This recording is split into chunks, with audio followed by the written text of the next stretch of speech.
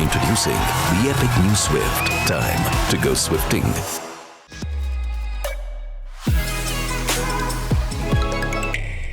You'd be hard-pressed to find an IPL playoff game between two sides who have had such contrasting runs of form. Rajasthan Royals last won on April 27th. Royal challengers Bangalore last lost on April 21st. Here they meet with room only for one more come the end of Wednesday evening. We build up to the Eliminator of IPL 2024 on Maruti Suzuki Arena, presents ESPN Cricinfo Timeout, powered by JBL, in the company of Tom Moody, Mitch McClenaghan and Varun Aaron. Thank you for your time, gentlemen. 6 wins in a row for one team, 4 losses in a row for the other. Safe to say, Tom, that the momentum is firmly in favour of RCB. Yeah, look, certainly is. They've played some terrific, cricket over the last month, where their first month is pretty forgettable. And, in that first month, you had Rajasthan at the top of the table, RCB at the bottom of the table. And who would ever imagine they'll be meeting in a playoff is a better man than me. But you have to give credit to RCB, the way they've come back and the way they've adapted and adjusted their game to the way the game has been played this year. We've seen the game evolve dramatically in season 2024, and RCB were found wanting in the first part of the season, but they've quickly realigned themselves and have become a very efficient outfit. Just how dangerous does everything Tom says make RCB coming into the playoffs now that you head into knockouts territory? Very dangerous, and I think probably more dangerous the fact that Glenn Maxwell got some runs the other day. Not a huge score, but he was striking well over 200, and I like where they positioned him. There was either two options, right? Throw him up the top and let him go with a licence, or push him down the order. I think you kind of said that the other day, Varun, that you can push him down the bottom of the order and see how he goes there with limited balls. And he showed that that's probably the right position for him at the moment. So they become far more threatening. I think they've got all the boxes ticked. Patidar's taking down spin exceptionally well in the middle phase. Kohli and Faf du Plessis are getting them off to good starts. And Cam Green's really come good in the middle order for them with the bats. He's kind of developed his skills throughout this tournament so far, that he's doing that role really effectively. So all from the batting front, all the boxes are ticked. It's how much pressure you can put on their bowling unit is going to be the key for Rajasthan. Yeah, almost exactly the opposite for Rajasthan Royals over the last month in this competition. They have to find a way to put the last few weeks behind them and almost sort of start afresh. True. The only good news going into this match is the return of Hetmyer, because the middle order was really struggling. They have some renewed firepower with Hetmyer coming in. Hopefully he's fit and he hits the ground running with good form, because Roman Powell has disappointed them in a few games. He had started off well, especially with that over against Narayan in that game against KKR, where they pulled off a miracle with Josh Butler there. But with Josh Butler not being there, Hetmyer just coming in, and not winning those past 4 games, they are in a bit of a spot. But again, going into a big game, the past really doesn't matter. It's how you show up on that day and what cricket you play. So let's tuck straight into that. With Hetmyer back available, what would your overseas 4 be for the Royals? It's a tricky one. I think that they'll stick with the combination at the top of the order with Tom Kohler-Cadmore. I think they'll go with Andre Berger, given the venue. So they're the 2 bookends of it. And then they've got the options are obviously Rovman Powell, Hetmyer, and Trent Boult, obviously. So you've got Boult is a lock-in. I just wonder whether, if Hetmyer is fit, whether you take the risk and play him, given he's been out of the game for so long. And it's not like he was, setting the IPL alight in that particular spell that he did have. He had one significant innings, which was, I think it was 27, which was a match-winning performance. But it's not like we've seen him have a massive impact. So they'll have to debate whether, which one is game ready out of the 2. And I would have thought Rovman Powell was going to be more game ready than Hetmyer. I don't think they have the luxury of playing both of them. I think they have to play Tom Kohler-Cadmore at the top, because Koshian didn't do a good job there, and the only other option is Ashwin. And do you want Ashwin to come to the top in an eliminator? My guess would probably be no.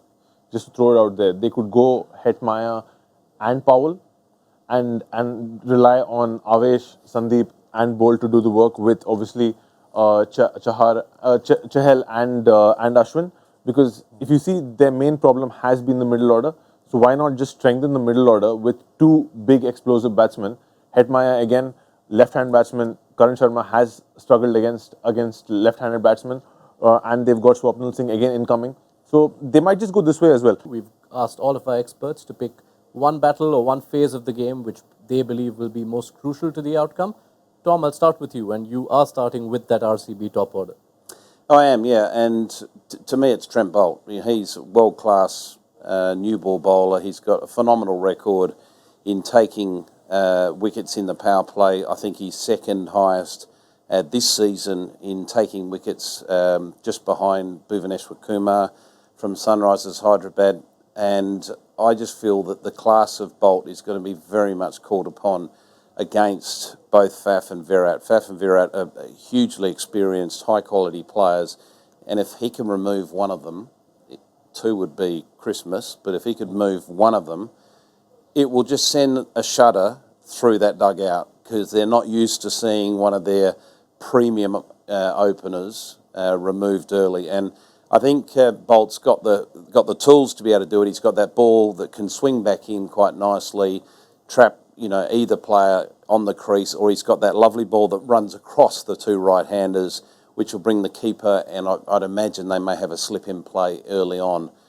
We saw Sam Curran nick off Virat Kohli very early on with the ball that I'm referring to, that Johnny Bairstow dropped at slip in Bengaluru, and that is the perfect delivery, just that ball that Virat Kohli searches for that's wide of the stumps.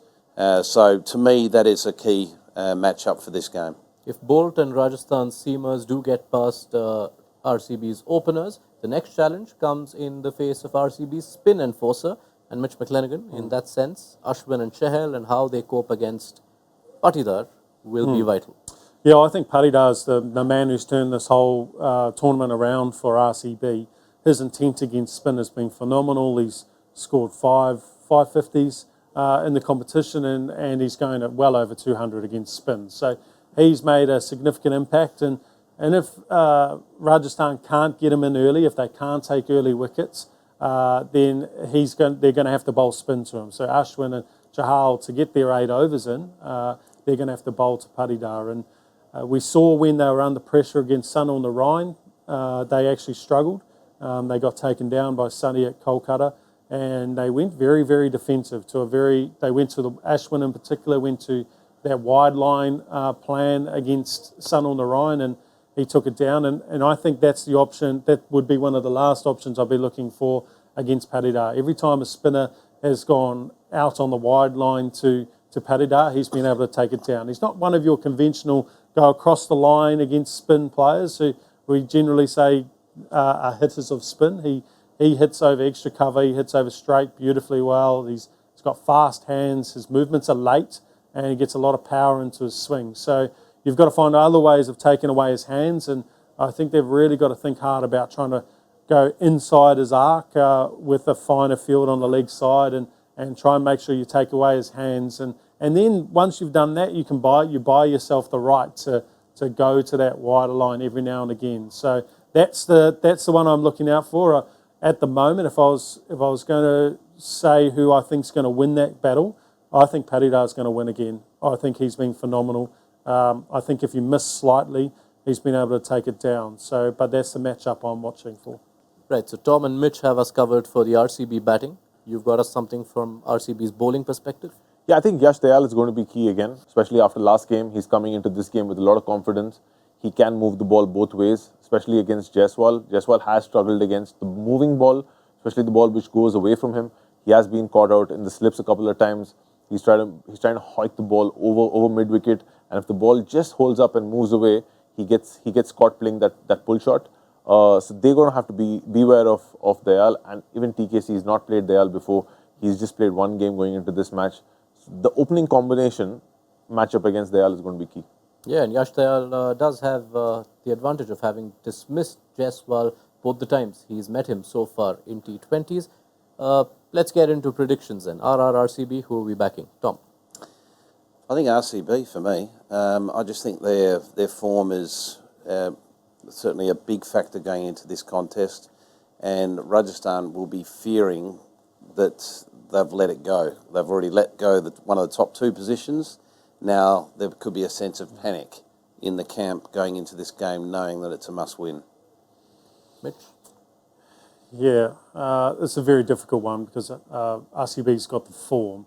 I think Rajasthan will win, but it'll be on the back of Trent Boult. I think Trent Boult will stand up in this moment as a senior player and he'll rock RCB and they won't be able to come back from it. You get to play decider then. I'm going RCB, obviously. The kind of momentum and belief they're going into this game with is second to none. I mean, they've pulled off a miracle, near a miracle. So they're going to feel like they're meant to win this trophy. So that's the attitude they're going to go in with. And when guys are playing with that belief, it's hard to stop them. Right. 2-1 in favour of RCB from our panel. The last time these two teams met in a playoff game, it was at this very venue in Ahmedabad. Rajasthan were victorious then. That was the 2022 second qualifier. What will happen this time around and whose journey in IPL 2024 will come to an end? Build up to the game starts just before toss time on Maruti Suzuki Arena. Presents ESPN Cricinfo Timeout, powered by JBL. Introducing the epic new Swift. Time to go swifting.